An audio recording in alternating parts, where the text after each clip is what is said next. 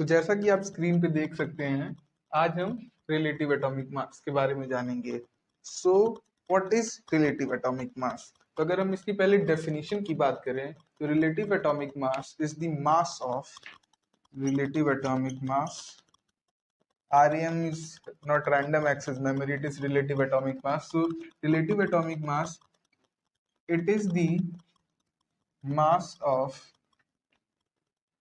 an atom of a substance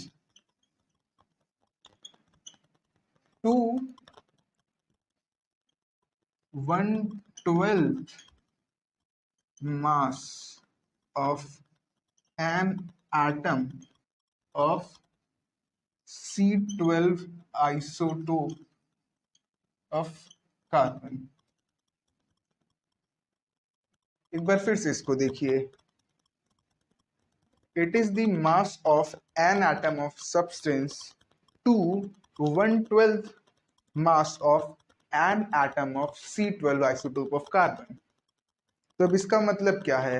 यहाँ पे कई चीजें बात हो रही हैं कि ये C12 आइसोटोप ऑफ कार्बन ये स्पेशली क्यों यूज हुआ है, स्पेशली C12 आइसोटोप क्यों यूज हुआ है, फिर 1/12 क्या है, समझ रहे हैं ना? तो यहाँ पर C12 isotope of carbon relative atomic मास को डिफाइन करने के लिए इसलिए यूज होता है because the mass of 1 mole of C12 isotope of carbon is exactly 12 grams। अगर हम C12 आइसोटोप लिए हैं कार्बन का तो उसके 1 मोल का मास 12 ग्राम होगा। ये इंपॉर्टेंट क्यों है?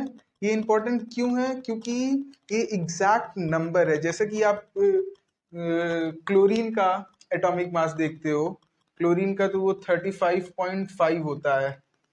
ये 5 क्या है? यानी कि क्लोरीन के कई सारे आइसोटोप्स हैं और ये उसका एवरेज एटॉमिक मास है। This 35.5 is the average atomic mass of chlorine. That is why C12 is very important. क्यों?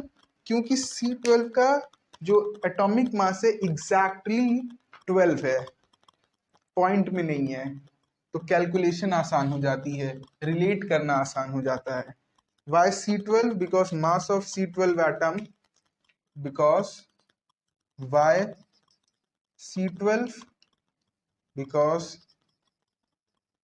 mass of C12 atom of carbon is exactly 12, is exactly 12। That is why C12। यहाँ पे C12 है क्या? C12 is the isotope of carbon having atomic mass 12, is the isotope of carbon, isotope of carbon having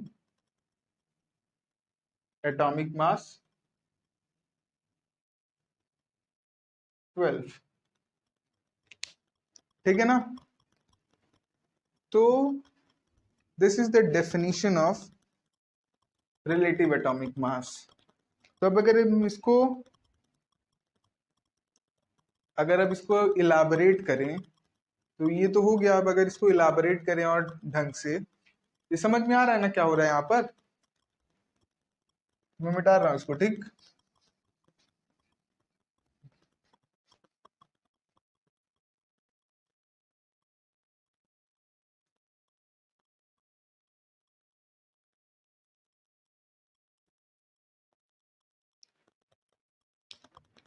तो relative atomic mass था,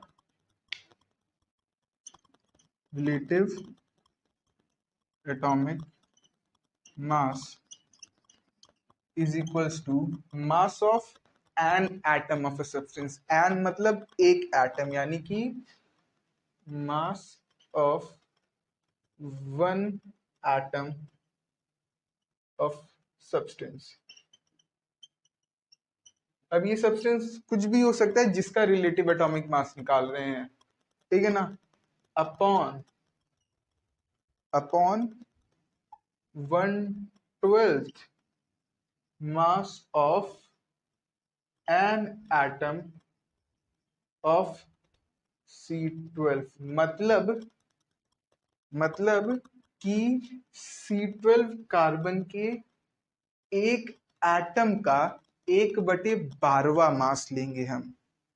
मतलब कि C12 carbon के एक एटम का 12वां मास। समझ में आ रहा है ना कि अगर ये C12 का मास है, इसको ऐसे नहीं, मैं नंबर्स में ही समझाता हूं। इसको चाहो तो हिंदी में लिख भी सकते हो कि C12 के एक एटम का 12वां, यानी कि 1/12वां वाला मास यहाँ पे आप लोगे अपॉन में। तो कैसे, जैसे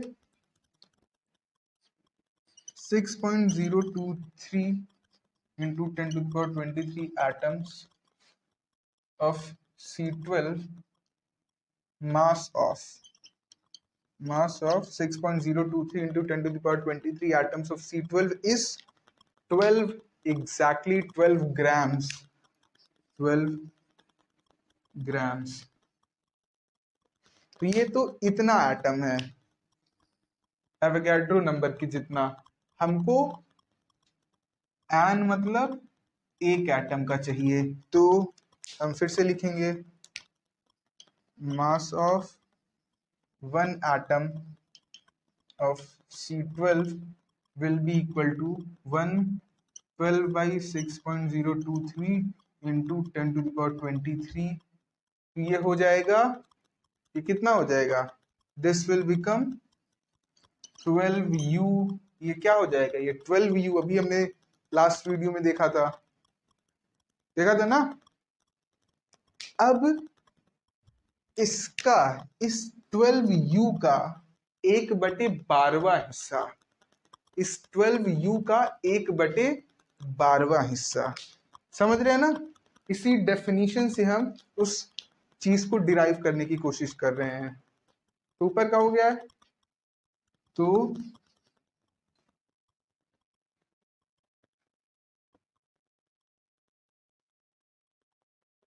अब हम देखेंगे 1/12 मास of an atom of C12। तो 1/12 मास of an atom of C12। An atom मतलब एक एटम का मास 12U है, इज इक्वल्स टू 12U, उसका 1/12वां इंटू 1/12, तो आ जाएगा U, 1U। समझ रहे हैं ना, आ जाएगा 1U। इसको समझने की कोशिश करिए। हम डेफिनेशन थी रिलेटिव एटॉमिक मास की, कि mass of an atom of a substance, मतलब किसी सब्सटेंस के, कोई भी सब्सटेंस जिसका रिलेटिव एटॉमिक मास आप निकाल रहे हो, उसके एक एटम का mass upon 1/12 mass of an atom of C12 isotope. मतलब C12 का जो कार्बन का आइसोटोप है, उसके एक एटम का 12वां मास लेंगे हम। तो C12 का 12 ग्राम होता है 1 मोल ऑफ C12, यानी कि इतने एटम्स का इतना हमको एक एटम का चाहिए था। तो एक एटम का 12/6.023 इंटू 10 टू द पावर 23, और इसको हमने लास्ट वीडियो में देखा था, relation between gram and AMU, तो हो जाएगा 12U। क्लियर है, क्लियर। और अब इसका, ये तो एक एटम ऑफ C12 का मास हो गया। नाउ इसका 1/12वां हिस्सा, दैट इज 1U। तो अगर अब हम रिलेटिव एटॉमिक मास का फॉर्मूला लिखना चाहें,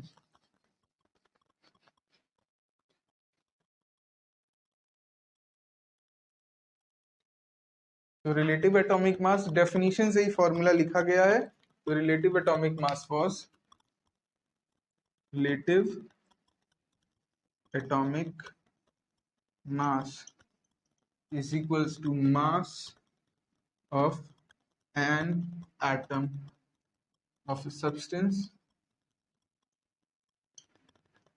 upon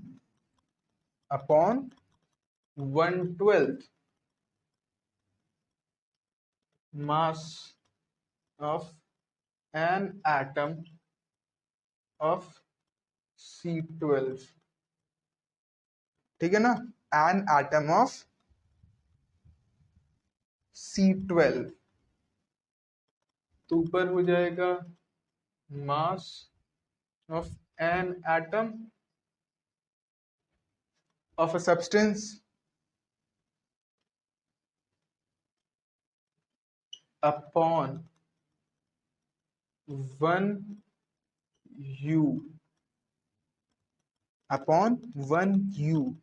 अब एक बात समझने की है क्या कि हम ऊपर जो लिख रहे हैं ए है, ठीक है ना, मतलब ए अल्फाबेट, ऊपर हम जो ले रहे हैं वो मास ऑफ 1 एटम, मतलब एक एटम का मास ले रहे हैं, और वन एटम, एक एटम का मास हम किस यूनिट में डिफाइन करते हैं? एक एटम का मास हमको डिफाइन करना है तो हम AMU या U में डिफाइन करते हैं ना, AMU या U। AMU ओल्ड नोटेशन था, यूनिफाइड मास नया नोटेशन है, पर दोनों यूज कर सकते हैं आप, ठीक है ना। तो ऊपर भी यूनिट U, नीचे भी यूनिट U, तो ऐसे ऐसे यूनिट कट जाएगा, तो रिलेटिव एटॉमिक मास किसी सब्सटेंस का हो जाएगा उसी के atomic mass without any unit. समझ रहे हैं ना, रिलेटिव मतलब होता है कि हम एक ही चीज से डिवाइड कर दे रहे हैं। जब हम एक ही चीज से डिवाइड कर देंगे तो यूनिट कट जाएगी ना। जैसे रिफ्रैक्टिव इंडेक्स की कोई यूनिट नहीं होती है, क्यों? क्योंकि वो वेलोसिटी c/v होता है, तो वेलोसिटी वेलोसिटी यूनिट खत्म। उसी तरीके से रिलेटिव, जैसे रिलेटिव डेंसिटी की कोई यूनिट नहीं होती है, क्यों? क्योंकि density upon density of water at 4 degree Celsius होता है रिलेटिव डेंसिटी। तो उसी तरह रिलेटिव एटॉमिक मास आपका क्या हो जाता है? रिलेटिव एटॉमिक मास आपका हो जाता है मास ऑफ जिस सब्सटेंस का रिलेटिव एटॉमिक मास निकाल रहे हैं उसका atomic mass without any unit. अभी जो मैंने पंचायत किया इसका क्या मतलब हुआ? इसका क्या मतलब हुआ यहाँ पे जो है, इसका मतलब हुआ कि अगर मैं लिखूं कि what is the relative atomic mass of, let's say sodium commonly use करते आ रहे हैं हम लोग, what is the relative atomic mass of sodium. अगर मैंने क्वेश्चन पूछ लिया what is the relative atomic mass of sodium, तो इसका आंसर आप क्या दोगे? हाँ, कमेंट सेक्शन में इसका आंसर लिखना, ठीक है ना। इसका आंसर होगा 23। कैसे कैसे कैसे 23 कैसे आया? यहाँ पे कोई यूनिट नहीं होगा, तो आप बिना यूनिट के 23 लिखेंगे तो आपको नंबर मिलेगा। कोई टीचर आपका ऐसे क्वेश्चन मार्क करके ऐसे यूनिट नहीं लिख सकता है, क्यों? क्योंकि रिलेटिव एटॉमिक मास की कोई यूनिट होती ही नहीं है। समझ रहे हो ना? तो कैसे 23 आया यहाँ पे? यहाँ पे 23 कैसे आया? क्योंकि फॉर्मूला था रिलेटिव एटॉमिक मास का, फॉर्मूला था मास of an atom of substance. यहाँ पे जो सब्सटेंस है वो सब्सटेंस क्या है? That substance is sodium. तो सोडियम के एक एटम का मास, सोडियम के एक एटम का मास कितना होता है?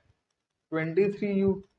यहाँ पे हमने लिख दिया 23U upon 1/12 mass of an atom of C12 isotope of carbon. तो वो हमने क्या सॉल्व किया था? हमने उसको सॉल्व किया था 1U, किया था ना। याद है अभी पीछे जस्ट इसके पहले तो u से u कट गया तो यूनिट खत्म, और anything divided by 1 comes out to be, जो ऊपर रहता है तो it comes out to be 23. That's how the relative atomic mass of sodium become 23. Clear है? समझ में आ गया ना आपको रिलेटिव एटॉमिक मास के बारे में? अगर आपको रिलेटिव एटॉमिक मास के बारे में समझ में आया, then subscribe to the channel, like the video, और लोगों के साथ शेयर करो ताकि उनको भी रिलेटिव एटॉमिक मास के बारे में पता चले। And then thank you.